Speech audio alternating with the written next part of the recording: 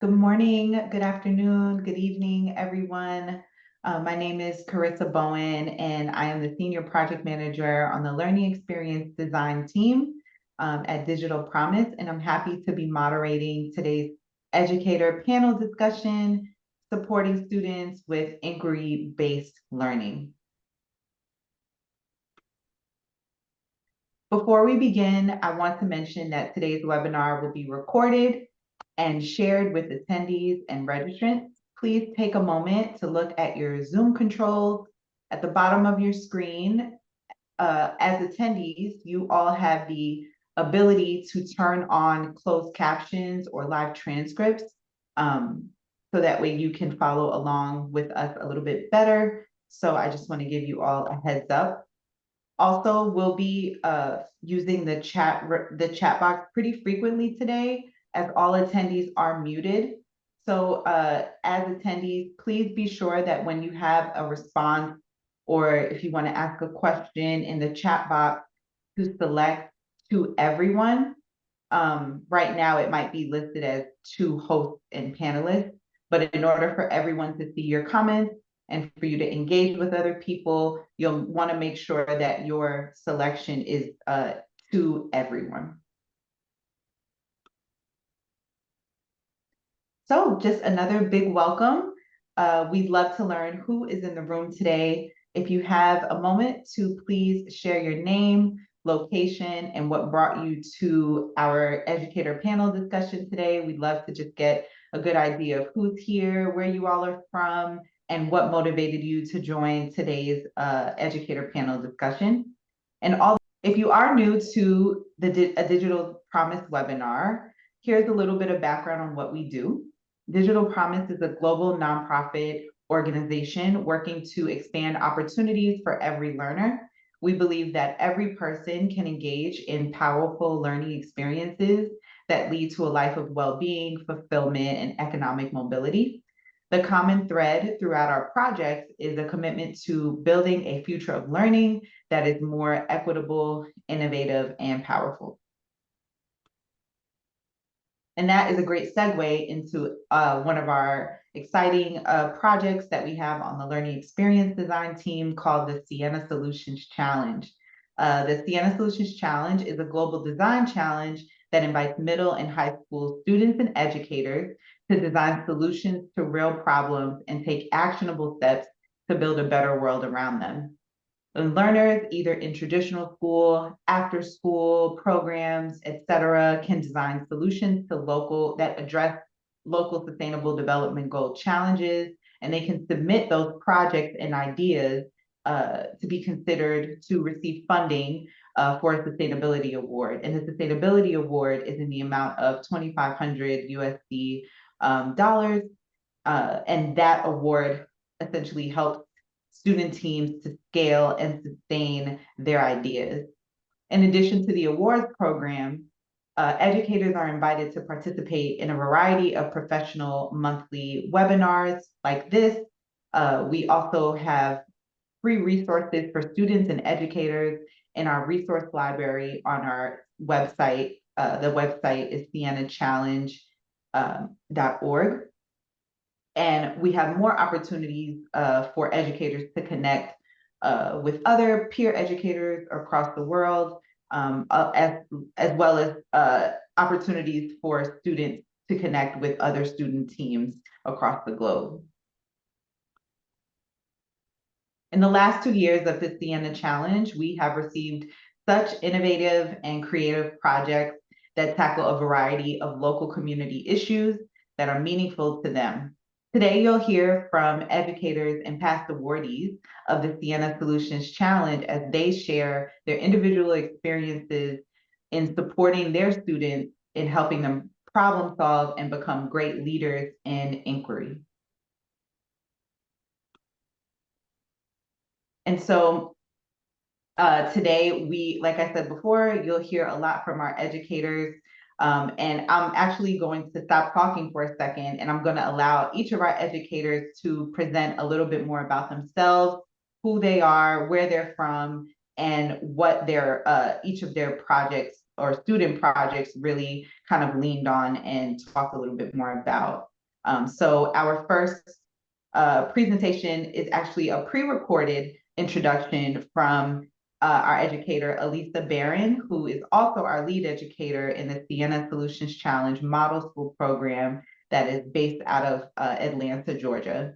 So I'm gonna share a pre-recording from Elisa now.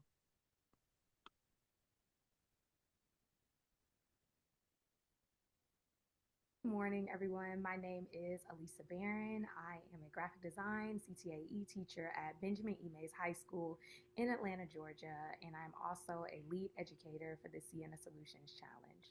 My student project that I'm going to be talking about today is called Project F. F stands for Fair Chance Against Poverty, and this was created by Narelle, Jose, and Kahari. Um, so the big idea for Project F is the fight against poverty. And the essential question is, how can we provide impoverished people with housing and sources of income? This is a project that is a vocational training shelter that the students came up with, and this addresses the sustainable goals of no poverty, zero hunger, quality education, and decent work and economic growth. So, this project is essentially a supercharged homeless shelter that also has a vocational training facility included. It has a soup kitchen, it has living facilities, and it also has an area where plumbing, electrician work, carpentry, those types of hands on vocations and trades can be taught to the actual people who are being served, and so that they can leave with not just a full belly and a good night's rest for a little while. They actually leave with a trade that can keep them on their feet, keep them out of poverty, keeping them away from hunger, and they can actually launch into their life. So the students that developed this actual project, they were students who really were great questioners when they looked around their local community. We live in the Atlanta area, and so a lot of students are exposed to the issue of homelessness and hunger every day. We pass by people who are on the streets who struggle with addiction, but also with a lack of education that can provide them with sustainable work. And so the students put their heads together and they thought, well, what can actually solve the problem long term?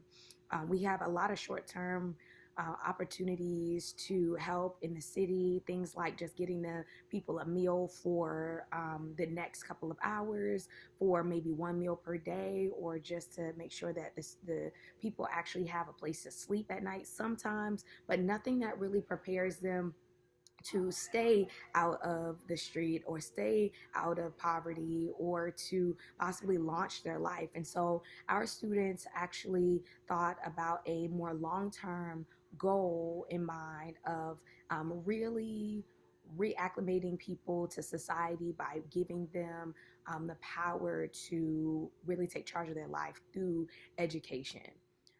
So, one of the factors that I believe helps a learner to be a great questioner is making sure that first and foremost there is a space available for them to be wrong or to ask silly questions, so that all the questions have a space to live and breathe and they can sort out what actually will guide them to a higher quality solution.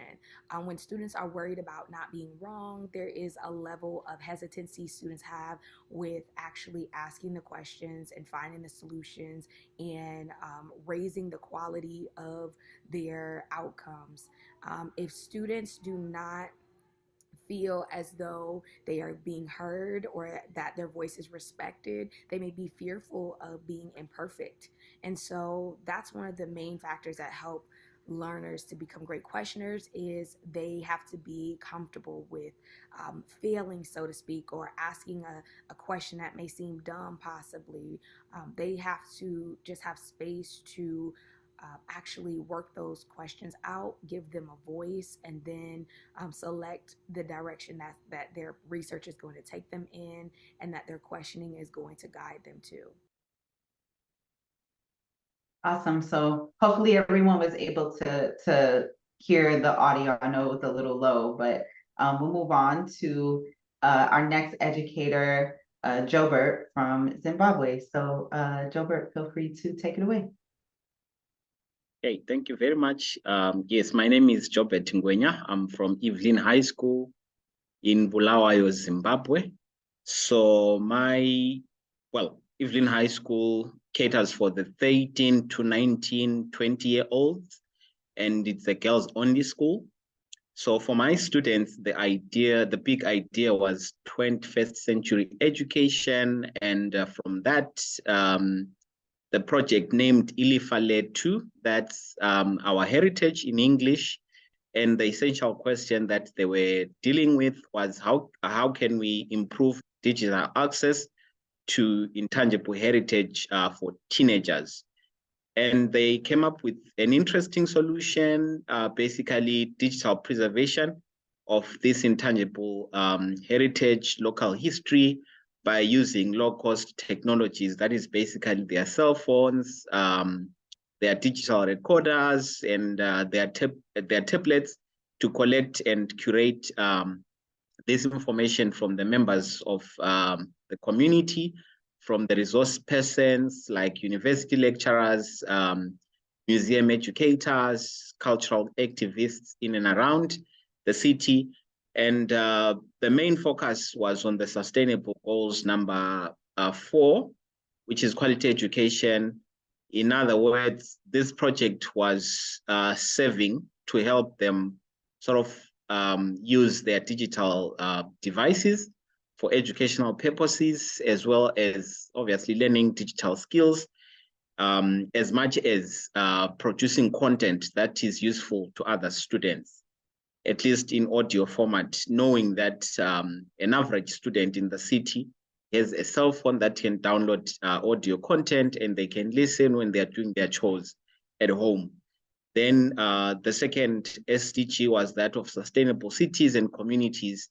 The idea was that our communities have a lot of knowledge that they have, but we are no longer using that knowledge. So we really need to tap into the indigenous knowledges and try to make use of these indigenous knowledges for the sustenance of our cities and basically our communities. And of course, it has always been a tradition that the elderly share folk stories and everything as part of growth within the families, passing on the history. So basically, the learners were recording and curating historical information and uploading on a digital platform, which is accessible to everyone throughout the world. It's actually a website. Then on the issue of being a good questioner, I would say it's really about creating an environment where students are free to communicate, where students are free, to push their comfort zones, and where they are not judged when they fail, as it were, but they're encouraged to keep on keeping on. And I would also say the very fact that they are sort of given the autonomy, in a sense, to produce these artifacts, it sort of made them be in a position to say, I'm in ownership of this, and for the success of this project, I have to, come up with questions that will answer to what I'm doing. And I think one other thing is playing, at least in my case, playing that openness in terms of asking those open-ended questions, at least from a teacher's perspective. And in a way, I would say it sort of played a bigger role in also helping students to sort of develop those same critical questioning techniques, as it were. Thank you. Wonderful. Thank you, Gilbert. And for our last panelist, we have Viviana from Colombia. Viviana, feel free to introduce yourself. Hi, everybody. My name is Viviana Isabel Correa. I am from Colombia. I live in the coffee region of the Colombia. I teach at the Rufino Central School in Armenia, Quindío. And this project represents the Secretary of Education of Armenia, Quindío. The idea of my project is titled Retrieving the Tales of the Mberachami Community. We had a group of 6 students at the beginning. And the idea was the cultural heritage and community. The idea was to preserve the legends, folk tales, and tales from the community, from the indigenous community. And the essential question was, how can the young members of the community of the Mberachami can retrieve the tales of their ancestors? The idea was that they can conduct interviews and listen to the elders of the community. And in this way, they could save all this information through videos and audios, so that they could preserve all this information, all these tales, all these legends in a blog on the website. And the solution and the action, can you move the other? Yes, here. It is the action and the sustainable idea, and the development goals were the number 4 for quality for education. The idea was that the students, through the research and investigation, could get closer to the community, to their ancestors, to the elders of the indigenous community. Next, please. Okay, the idea of the videos was that all the collected information could be saved in a blog. The students designed a blog and they upload all the videos. And they were, at the beginning, they didn't know about how to make a video, how to upload a video, how to maybe create from the beginning a video. But the idea was that in the afternoons, they could learn all those strategies to learn to do that activities. For example, a student did the videos, and the other one was making the drawings for the audios, and the other was trying to save all the information in computer files, so that they were a team that could save their traditions, their oral traditions, their legends on internet, so that they could share all this information with not only with their community, not only with the teachers or other classmates, but also worldwide through a blog. Thanks to this project, in 2022, we received economical resources from Ciena Solutions and Digital Promise, so that we continue with this project.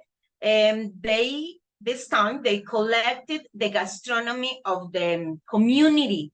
So they were assigned, they continued working with the elders and grandparents of the community, but this time they were working on retrieving the recipes and gastronomy of this community. All this information was also uploaded in a blog, and everybody can visit. That was the great accomplishment, because not only the community can visit this blog, but everyone who goes to the website can see the blog and the recipes, their culture, and it was important for them. some of the things or the activities we did to promote the questioning in students was to give them the opportunity to look for problems around them in their communities, near to the school, and they found with the help of the parents and the leaders of the community, of the indigenous community, they found that they were using the cell phones to to to access to other to videos about TikTokers, YouTubers, but they didn't have information about their community. They didn't have a website, or they didn't have videos about their legends, their folk tales, their stories. So they started to go through this, to through many questions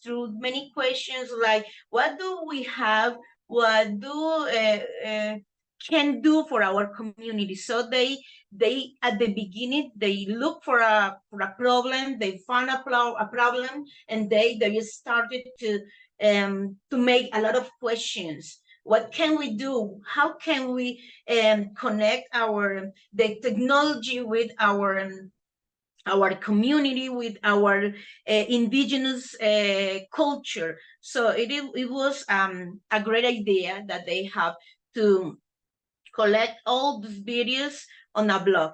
It was part of the activities were done at school, but they had a lot of help of their parents and community. There was a connection among between the school and the community itself. Thank you, Viviana. Awesome. Thank you. So thank you so much for your introductions. And like I mentioned earlier, for all the attendees, the Ciena Solutions Challenge, again, as you can hear from these wonderful educators and a little bit about their student teams and how they kind of delve into their projects, the strategy that they use kind of relied on the challenge-based learning framework that you see on your screen. And so an important part of the continuous process of the challenge is the series of questioning and problem solving. And that is what our discussion is going to really kind of hone in on a little bit more. I know that there might be some educators on the call today. There might be some folks that really support students. And I'm sure that you all can attest to the fact or sort of your experience that sometimes getting students to ask questions is a challenge in and of itself.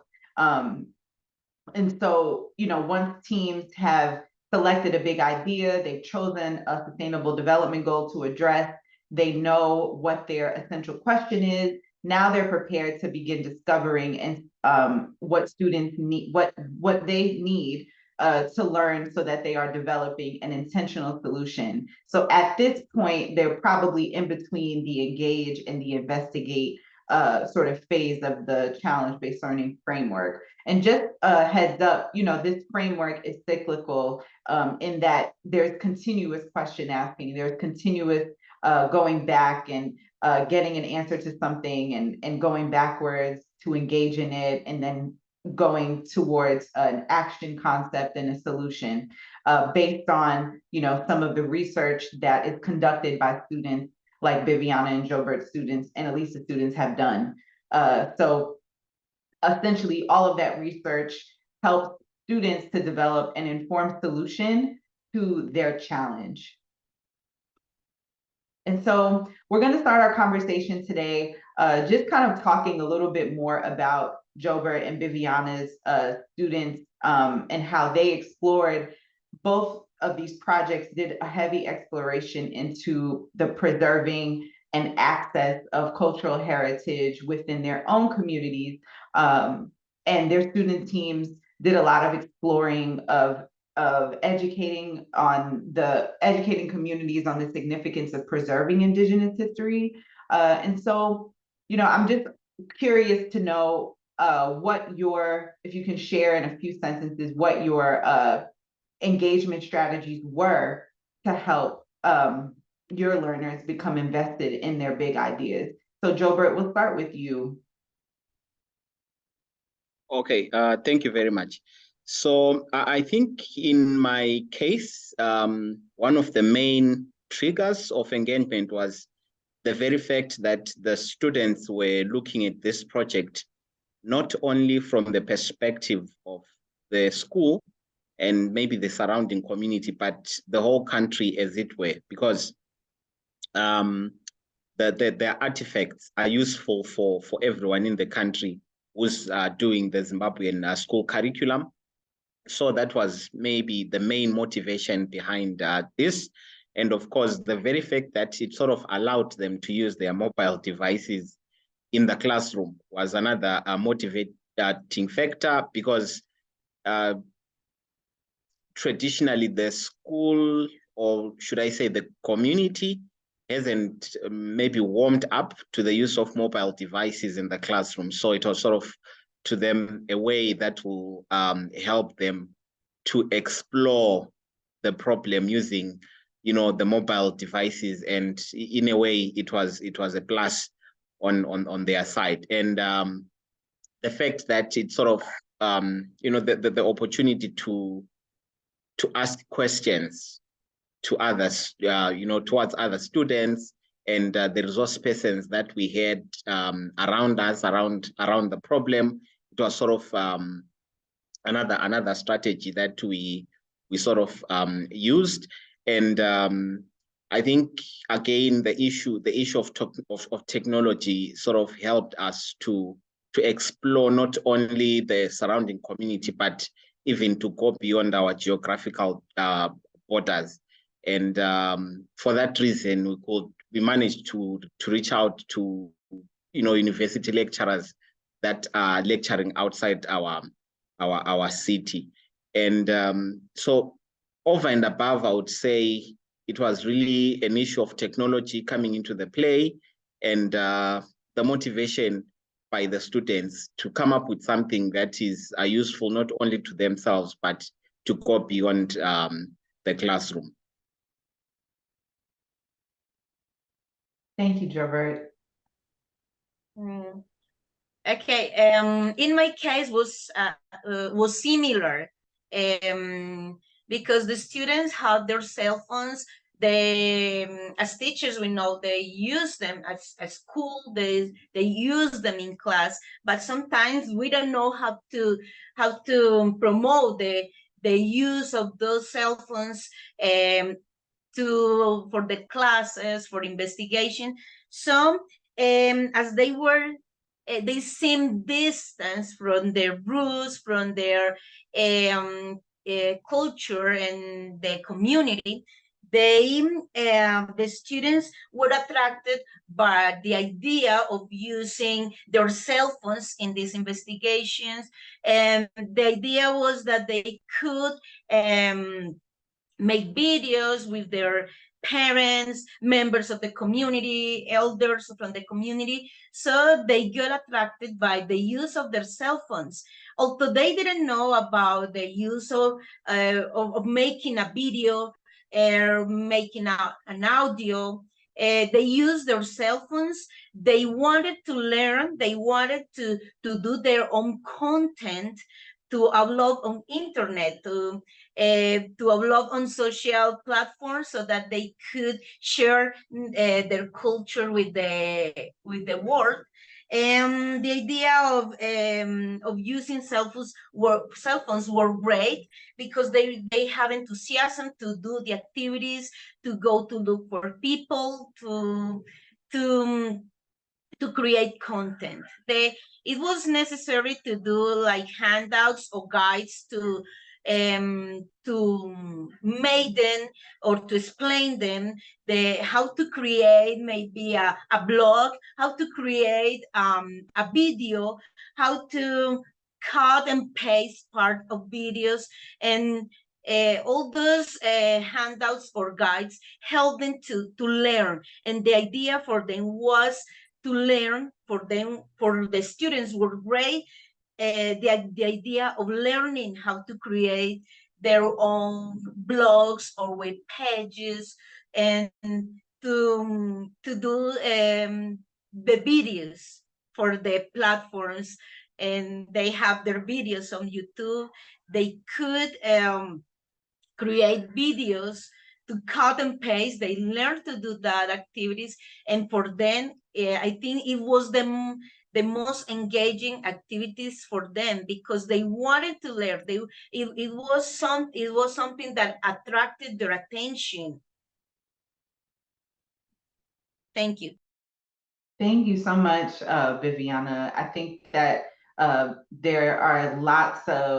there can be both, good parts of social media. I think that social media has a lot, and just the use of technology in and of itself has so much value in creativity and innovation. And just thinking about both of your students or student teams, again, they kind of leaned on uh, social media and technology and the use of their cell phones as as they kind of dived into their investigative journey. And I think it's very interesting that both of your kind of overarching topics were surrounding the preservation of your community's heritage and really kind of leaning into that. And I think that there's a lot to say about the use of technology and what it does to what it can do to preserving of that indigenous history and culture that so many students need to see more of and need to know where their history kind of comes from. So I can't help but wonder about what that use of technology did to learners' collaboration and their creativity skills. What did you notice about students as they collaborated with each other? What did you notice about their creativity skills? This question can go to either of you, whoever wants to start. Okay, I can see my picture with my student, so I want to start. Something that I noticed with the students was that they collaborate with each other. When one of the members of the group were maybe lost or maybe didn't understand something or needed help with doing maybe something with the blog because for them was difficult to do the blog. So they say, how can we, for example, how can we upload an audio, but because we don't know. And one of the students said, okay, we can make drawings, we can and make a video, because the idea was to make videos, no audios, but videos. So they say, okay, I want to draw, and some drawings are on the blog.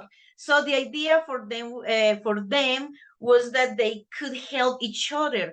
For example, another example I have from this group, from this wonderful group, they started to collect their stories, to interview their members of the community. And one day they say, okay, we have more kids, more children that want to share with us in our meetings, and they bring, I think, other 6 or 7 students, and at the end I have 12 students telling their stories, telling their the things, the stories that they hear from their parents. Some of them were not members of the indigenous community, but they wanted to listen. They wanted to learn the stories, and they say, yes, I have this activity, this story that my grandmother told me, I want to share with you. So it was most of the collaboration of the students were that they wanted to create a bigger group. They say, okay, we are 6, but we need more people. So there were many ideas that came from the students.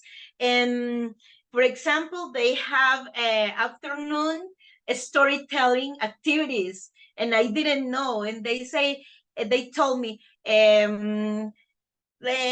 had a meeting last afternoon, and we shared snacks, we shared some food with other kids that wanted to hear our stories. And for me was something very, I don't know, it was great for me as a teacher, as an investigator, to listen that they were leaders, that they didn't need a teacher or an adult person to create or to go to other people as their kids, the other classmates they had at the school. Another thing that I noticed in them was that they became independent. They had a knowledge. They started being leaders, little leaders, little investigators, little researchers, and they wanted to be independent doing these activities. They share more ideas. They invited other people to come to their activities. For me, it was a wonderful experience to have these students becoming independent. Thank you. Jobert? Yes, I'll also maybe mention that what really came out of the collaborations was, you always have this student who's in class and they're quiet all the times, but you just let them out there and say, you guys are in charge of your learning. And from nowhere, quote unquote, they just, break out of their cocoon and they start acting in such a way that you've never seen before. So I would say that to me was quite interesting. The very fact that the students that ordinarily are the quiet ones in class, at times you wouldn't even notice that they are there or they are not there. But, given the space to collaborate with other students, they were able to, to take charge and come up with very interesting artifacts out of that. And maybe the other thing maybe that's really what's outstanding to me, the very fact that they would, because I mean it's a girls' school, and they ordinarily have their own cliques in class. But when we created these collaborative groups, we really sort of pulled down these cliques and we created totally new, collaborative teams. But still, they managed to work out with these new collaborative teams, and they really came up with some shared knowledge out of that. They came up with solutions out of that. That was quite interesting to me. And I would also mention that maybe again from the perspective of a teacher, especially on the element of creativity, I would say there were some risks that they really stepped out to take. As a teacher, there's a lot of fear that you have. You are afraid that if they step out of this boundary, we might have problems and so on and so forth. But I would say, because I sort of gave them the leeway to do whatever they would want to do, particularly in this project, it sort of gave them this will to take up whatever risks in pursuing the project. And that was quite something that I would say, in a way, it goes back to the issue of them being creative, and maybe the very fact that they are working collaboratively, they know that this is a shared risk. So whatever comes out of the product, we are in it together. Maybe which is opposed to someone taking a risk on their own. So that was quite something else. And maybe lastly, I was touched how they could teach each other, peer teaching, I would say. There are some, of course, in terms of technology, who are a step ahead of others. So given these teams, collaborative teams, those that are more knowledgeable on some aspects of technology would help others to get to where they are, and then they move together. That to me was quite interesting. And I would mention that it was interesting because there are some of these slide technologies that I can't use myself, but the fact that the students can, especially on the issue of social media, for example, they would use TikTok for the purposes of curating some of their stuff, some of their videos. They will use TikTok and they come up with all these interesting graphics on the videos, something that I couldn't have taught them, but they'll teach each other and come up with very interesting artifacts out of that. So I would say it was quite an interesting scenario in my case. Thank you so much. I'm sure that sentiment resonates with a lot of folks, because you mentioned a little bit, Jobert, about the fear of stepping out of the norm, a fear of stepping out of like kind of what you're used to in terms of how you've been teaching, or how you kind of fostered that type of relationship in the classroom with your students. And it begs me to think about a little bit more about your existing inquiry processes, things that you had already been doing, or maybe a curriculum, a framework that you were using prior to starting the challenge. It makes me wonder, what or how your student inquiry process in the challenge, how is it different or the same from your existing teaching methods? So Jobert, I'd love if you can talk a little bit more about that, because you started to even touch on it in the last response. So would love to hear from you. Okay, so on paper, our curriculum, at least since 2017, was sort of updated to sort of meet the inquiry-based learning, as it were. But nothing has been done to change, for example, the final assessment. So at the end of the day, it becomes really difficult to pursue an inquiry-based learning, for the 2-year course. Yet the final assessment, which is the exam, is sort of still more on the traditional methods of learning.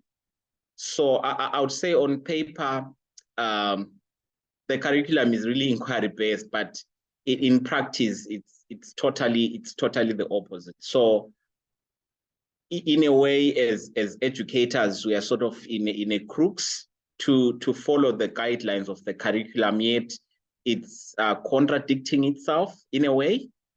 So, but well, in my case, I had to come up with strategies of balancing. And in any case, because I'm from the social studies area, it was easier for me to sort of balance the two, especially with a new part of the curriculum framework, which was introduced in 2021. The continuous assessment work. So I managed to sort of fuse in that continuous assessment work to become part of the inquiry, based learning. And for that reason, it sort of worked, especially for the high school kids who were sort of preparing for their school exit examinations. So it sort of matched in a way the fact that they knew that we are part of this project, partly because it's going to contribute to our final assessment at the end of the year. It sort of helped them to really focus. Yet for the lower classes, that is the maybe the grade 8, grade 9, so to use the American lingo, to them, there wasn't really the motivation for the final assessment. But to me, it was a way of saying these students are going to need these skills anyway in life. So let's do this now. And with the hope that as we are giving feedback to the educational authorities, they will realize that what is on paper and what is really happening on the ground is sort of difficult to match. Maybe the time they reach their school exit exam, they will be in a the curriculum will be in a position to sort of balance, and to them, they will have sort of acquired those skills. So the long and short of it is that on paper, of course, there is this push for competency-based learning, but in practice, there is a whole lot of other things that are coming into play that are making it a bit difficult. Yeah, that makes total sense. Viviana?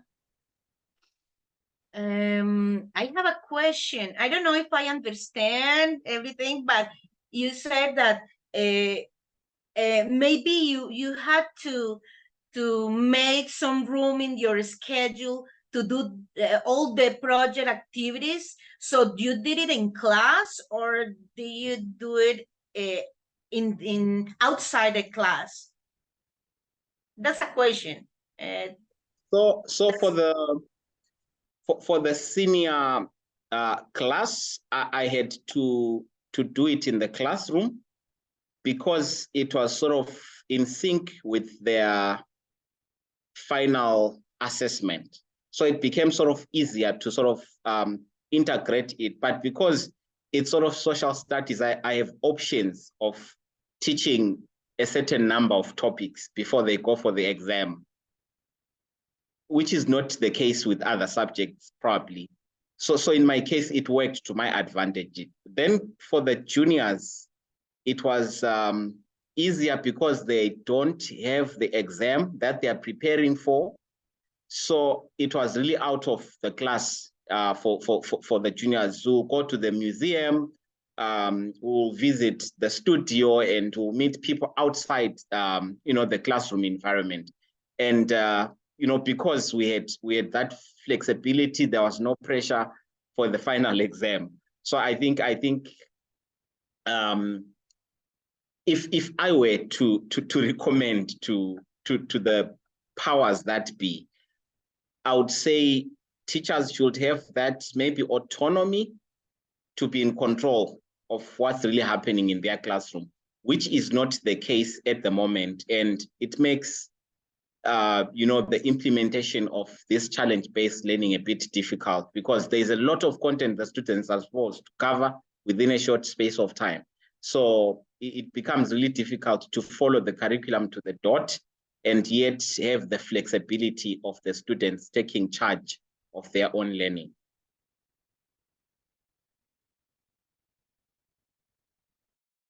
Thank you. It makes sense.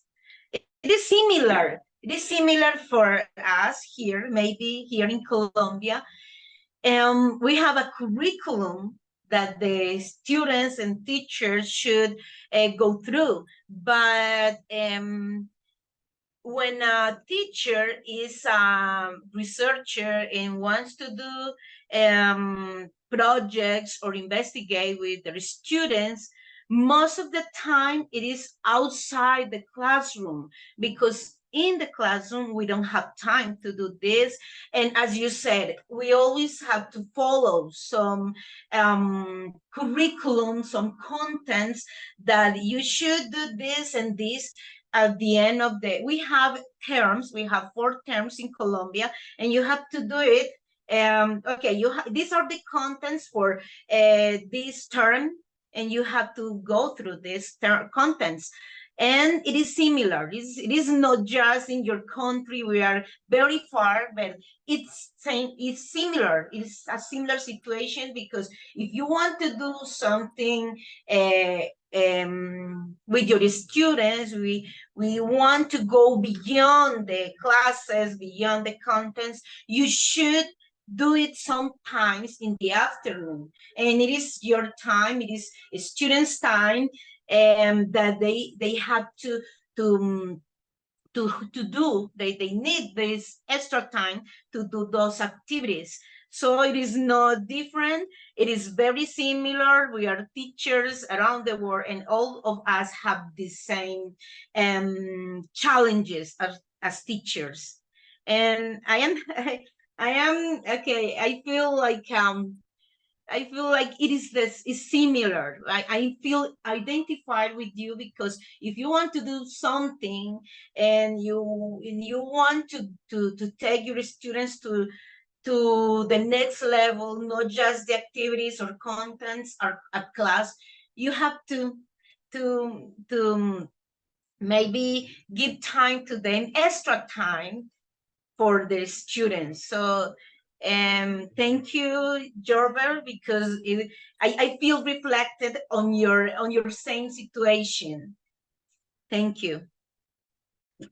That's a wonderful kind of segue, and thank you both for that dialogue, because I think when we think about the way that at Digital Promise and the way that we look at the Ciena Challenge hopefully will has a space in your classroom in whatever subject area, and we know that it's a balancing act of doing something that students can really feel empowered and have agency in, but there's also a balancing act to both of your points around like teaching to the standards or teaching to the test or teaching to the assessment, while also combining this real world experience to ensure that students are actually walking away with something, with these lessons learned, and trying to help them discover that it takes a lot of give and take a little bit, it sounds like, from where you sit as educators. And I think that's such a good key takeaway for folks on the call today, to hear more about how you're able to kind of balance those two. So I appreciate that dialogue.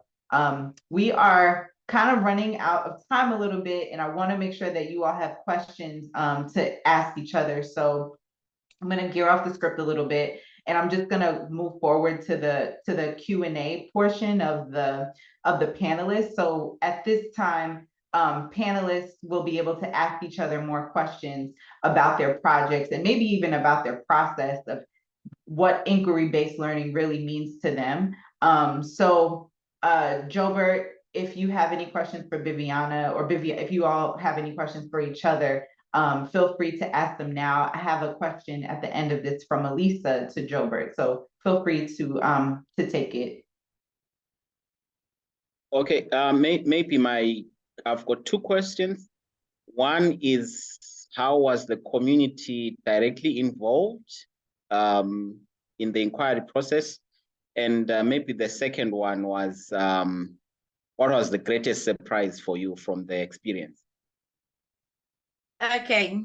The community was involved in the project because it was like worried about from the community. They were concerned about the teenagers and their young members of the community. They were worried about their traditions, the rules, that they couldn't be passed from one generation to another. So they were, at the beginning, it was a concern about the community. They knew that their members, the young members, were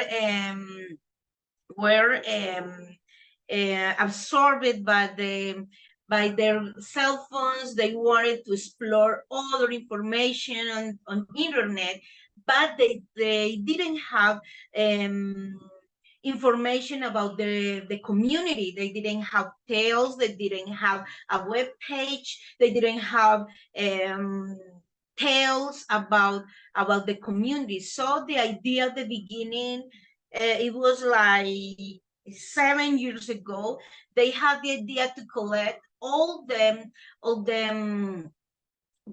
tales, storytelling, and folk tales, and all the stories from the community. But in that time, it was not possible. And in that time, we have realized that the students were losing all the traditions, all the oral traditions. So the idea, some years later, it was in 2021, that we went again to that questions that the community had, and we proposed the students to have to collect all the stories. And we asked them, I as a teacher asked them about that problem, and they say, yes, we are aware, we are conscious that we don't have all those tales. We don't remember the tales. We are forgetting the tales, and we can go through an investigation. It was not easy, like I am telling you, it was a process. It was a process of make the leaders to start to tell again the stories so that they could get interested on the activities, on the tales. So at the end, after telling stories, making the community join together to tell stories, they say, okay, we want to do this. We will connect uh, our cultural roots with the technology. We can use our cell phones, and always the community was there. When the students got the prize with Ciena and Digital Promise, we say, okay, we already have our tales. We have collected the tales. The focus of the tales was supernatural tales. So we had all these tales on a blog, and then we started with the gastronomy. And they had a grandmother telling the recipes, show them how to do it. So it was a connection. There was a connection with the community. Always the school. I think the school started that connection with the community. It is important that the community is connected to the school to make those projects. Thank you. Viviana, do you have You have a second question? Can you repeat the question? I don't remember the question. You talked Joe, about. I think you're on mute. Yes, the second one was, what was the greatest surprise from the experience? Oh my, yeah, yes, the surprise I had with my students. At the beginning, it was, as I told you, it was not easy. It was not so easy because we had like 20 teenagers, young members of the community, like 20, but most of them said no. We don't want to do that. We don't have time because it was necessary to do it in the afternoons. Most of the activities were done in the afternoons, and they say no, we don't want to do that. I don't have time. I have to do other things. It was difficult, so I started with 6 students. And then, and the idea, the most something incredible at the end was that these students called the attention of the other students that were members of the community, because at school we have students that are from the indigenous community, but there are others that are not members of the community. So these 6 students called the attention of other students at school that are not members of the community, and call the attention of other members of the community, of other kids that are members of the indigenous community. So they joined together to tell stories in the afternoons. They wanted to tell the stories. The ones who said at the beginning, we don't want to do that, they at the end they say, okay, it is good. I liked the idea to join with them. I like the idea to have an afternoon of storytelling, to tell our stories, to share as a community. Even as I told you, they called the attention of other students that are not members of the community, and they wanted to listen to these stories. And something that was important for me, it was something that I noticed in these students, was that although they use their cell phones, their smartphones to collect the stories, to to make the videos, they give importance at the end of joining together to listen each other. They left apart their cell phones. They take time to listen to other kids from the community, to join together. And it was something that great. They are again taking importance, giving importance to their culture, to their tales. They want to join together. They want to share with, as a community, those story tales, their tales, their legends.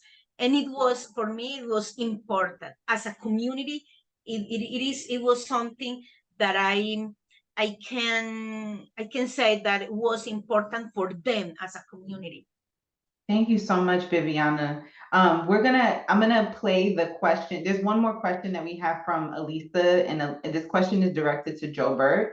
So I'm gonna play this question, and Joe Burt, if you have some time to answer, that would be great. This question is for Jobert and the Our Heritage, Our Future project. My question is, during the investigation phase of your project, did students find that those who didn't have consistent access to the internet actually feel as though their progress and their performance in class would improve should they get better access? Were they aware of these effects on their grades, or were we just measuring numbers in that investigation? Okay. Well, that's a bit tricky one. Something that we didn't measure, but I'm thinking on the in the long run, the general feel amongst students was how important the cell phone was for them to be, for example, to be part of the project, and to also, at least for those who are not part of the project, to be consumers of the material.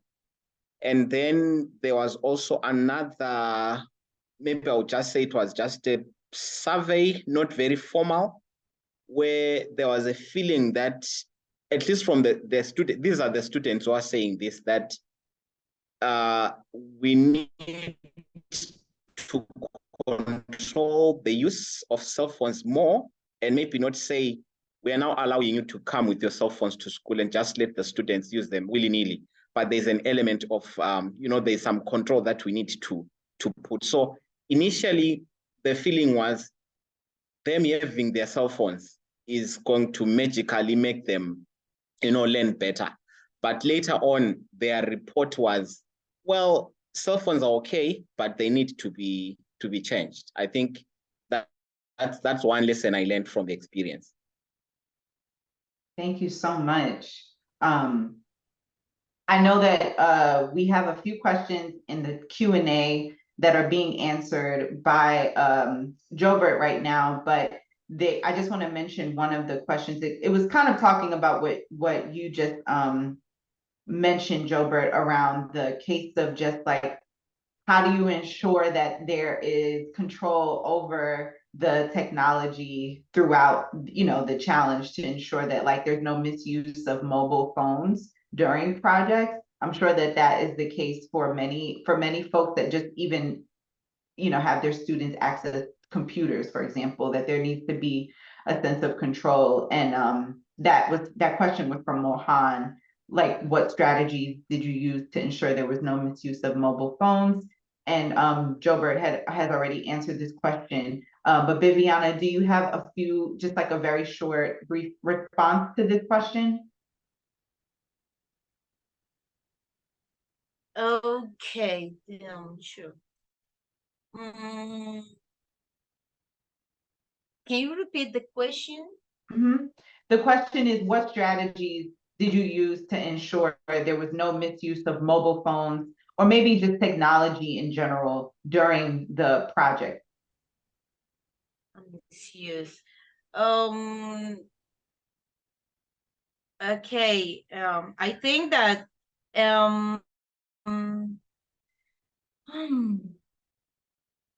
they always use their cell phones.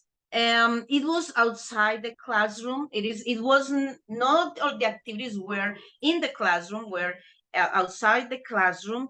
And the misuse, we can say that they always they use their computers. They didn't have a lot This of question is for technology. Jobert and the Our Heritage, Our Future project. And the idea was that they could use the technology that they have in their hands. The cell phones were not very sophisticated. The computers were, we just had a laptop. It was my laptop to do all of this, but they tried to do it in a good way. I don't know if I answered the question. Yeah, yeah, you answered the question great. It doesn't sound like there was like a lot of maybe issues around the use of or misuse of mobile phones in your classroom, but you still had a sense of control over your students, being that they really just had sort of one piece of technology to use. But I mean, I think for mostly all of educators, there's always a question of, how much control do you lean on students and agency do you give them and ownership do you give them around the use of technology? And I think that you all do a great job at maintaining that level of balance in both using technology and learning from it and learning how to use it appropriately. So I think this is a great conversation. I want to make sure that we have time. Thank you so much for you both asking some amazing questions, and thank you from the audience for also asking some great questions too. I do want to make sure that we have about a minute left to give you all some advice in terms of what you can do to better support your students in inquiry and agency. So Jobert and Viviana, if you have like 30 seconds of just sharing what your advice would be to educators who are looking to better support their students through inquiry and having agency. So really quick rapid fire question. Okay, in my case, I think make the students know that they are in control of their own learning and trust them. And if you trust them, surely they will pay back by by doing what you expect them to do. And maybe secondly, it's very important to bring in the world into the classroom, as well as taking the classroom into the world. Contextualizing the problems, it really triggers some interest in the students, and maybe allow them to step out of their comfort zone and your own comfort zone. That way they really enjoy what they are doing. And maybe lastly, engaging the community is very important to me. The networks that we are making, even here through Digital Promise, they're very important. Networks within the community, networks outside the community. They sort of trigger, the interest, knowing that today we're connecting with the school in Colombia. For the students, it's quite an amazing experience. Okay, thank you.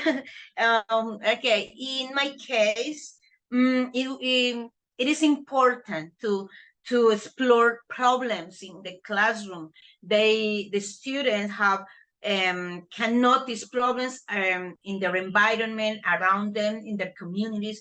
So the idea is to keep them interested in the problems they have in the community, to encourage the students to reflect on potential solutions to problems, to question the problems that they have around them. So I think it is a strategy that as teachers we can follow in class, or even outside the class if we want to do a research with them, to let the students discuss questions among themselves, to look for and to from a maybe a small problem, they can do a good investigation, they can do a small research.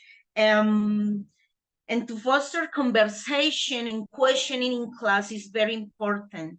To answer questions, as I told you, and to as you said, as Jorbert said, it is important to trust students. They have wonderful ideas, they have questions, they always want to give they always have questions about their communities. Maybe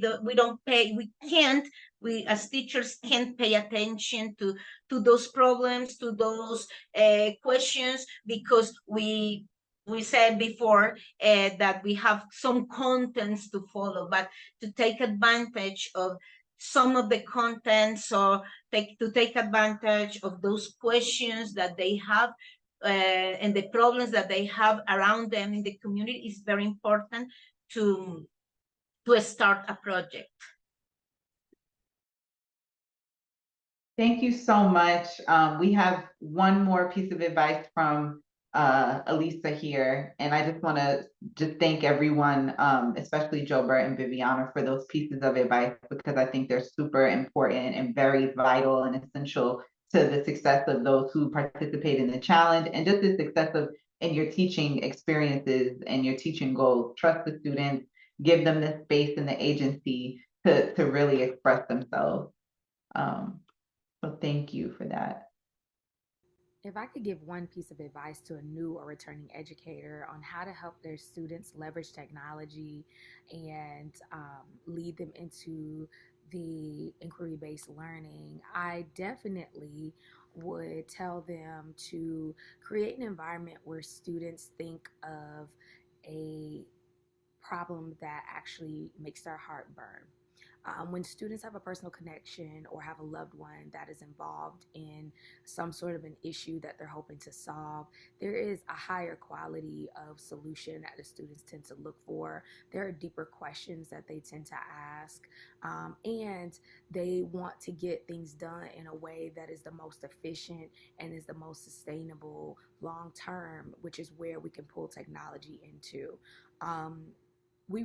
The whole goal of these projects is for it to actually be doable, for it to be something that they can see unrolled from a question into a solution, into a long-term alleviation of an issue. And the only way they can do that is if they actually feel connected to that issue. So I would encourage educators to create an environment that students feel comfortable telling their story and being vulnerable, because that vulnerability is going to lead those students to their heart's work and their passions, and those passions are going to lead students to sustainable solutions for the future, so they can make their community and their own families, the world around them, a better place.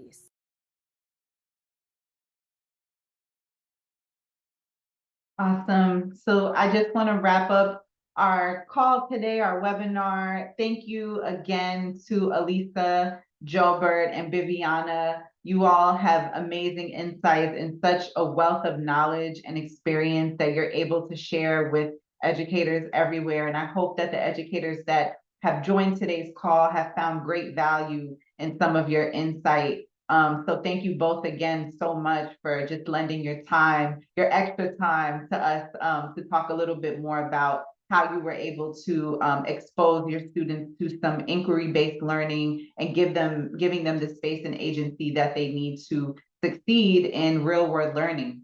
And so just to wrap up our call, before you leave today's session, I just want to encourage all of our attendees today to let us know what you think about our webinars. We are trying to improve them every time we have a new session. So there is a survey linked on this QR code. If you have a cell phone, you could take a picture of it and it'll lead you directly to the survey, or you could use the link in the chat box that will also take you directly to this survey, and it will help us, again, greatly improve on the webinars that we have in the future. And finally, just a last announcement. If you are interested in participating in the Ciena Solutions Challenge, we invite you to register to submit a project to be considered for a sustainability award. So please take some time to register, or if you have a friend or another colleague of teachers who might be interested, or you think that their students have some really good ideas and they could be leveraged on a larger platform, we'd love to see them. We're always interested in seeing new projects. So feel free to share the registration link that I just shared in the chat box. If you have any questions about the Ciena Challenge, you can always email us at cienachallenge@digitalpromise.org. This QR code will also take you to the registration page if you have new educators or if you have any other peers that would like to be a part of this exciting opportunity. And thank you all attendees for joining and hanging on with us. We will be sharing this recording in our YouTube channel, and we are going to end our time today. Thank you all so much.